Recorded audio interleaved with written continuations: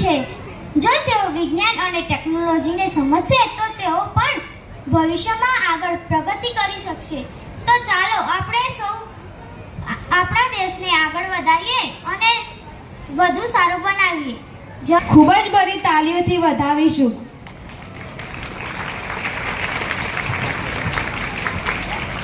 તુલસી સંજયજી કન્યા કેળવણી વિશે પોતાના વિચારો રજૂ કરશે, તો તેને ધ્યાનથી સાંભળીશું। હું ડૉક્ટર આર.ડી. ગાડી ભારતીય ઉત્તર બુનિયાદી વિદ્યાલય ટિંટોડાની વિદ્યાર્થી માનનીય મુખ્યમંત્રી શ્રી અને મંચસ્થ મહાનુભાવોને મારા નમસ્કાર।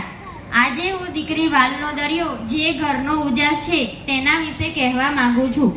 સૃષ્ટિનો છે એક જ પુકાર, દીકરી બચાવી કરો ઉદ્ધાર। પ્રાચીન કાળ સમાજના આપણા સમાજને વિકાસની પારાશીશી જે તે સમાજમાં કેટલીક દીકરીઓ છે એના પર અવલંબિત છે। રૂપ છે દીકરી તો વાલનો દરિયો છે, વડ તેવા ટેટા અને બાપ એવા બેટા।